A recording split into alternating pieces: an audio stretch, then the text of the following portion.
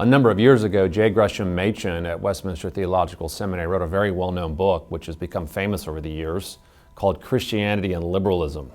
And that really is a book that needs to be read more and more today, because what Machen argued in his book is that in his time period there was a version of Christianity, a type of Christianity that was presenting itself as a real option for what to believe, but when you really look down at the core beliefs within it, it wasn't really Christianity at all. In fact, it was just a different version of the faith altogether.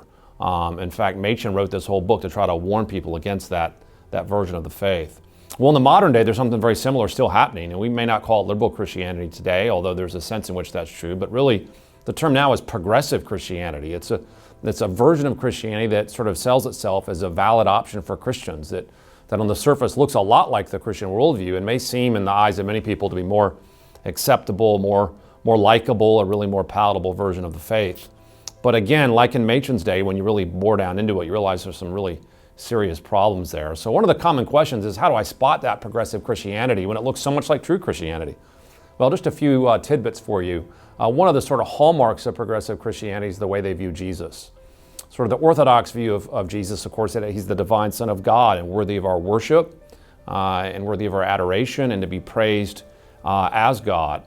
But of course, that's not what progressive Christians believe. They believe that Jesus isn't so much the divine Son of God, but rather just a moral example for us to follow. Jesus is more of a big brother that sets a pattern that we walk in his footsteps. And that's partly true, of course. We do follow Jesus' example, but progressive Christians make that the main thing. Jesus is just a picture of what we can be and what we can do, and that his main point is just to set an example for us. So the lowering of Jesus is sort of the first mark of progressive Christianity. And tightly tied to that, as I've already suggested, is a second mark, which is this big focus on moralism.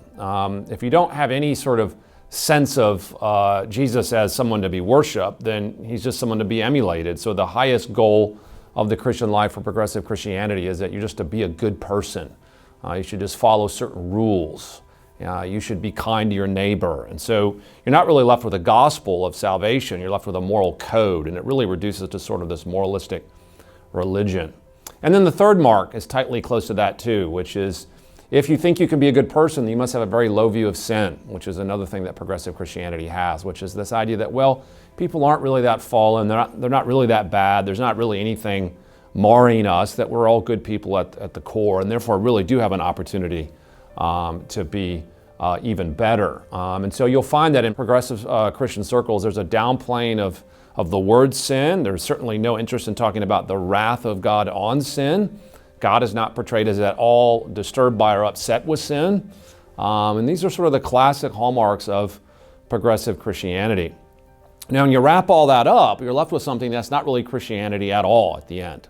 If you don't have a divine Jesus, and if you reduce it all to moralism, and there's no real fall or sin, then the cross isn't really anything that saves you.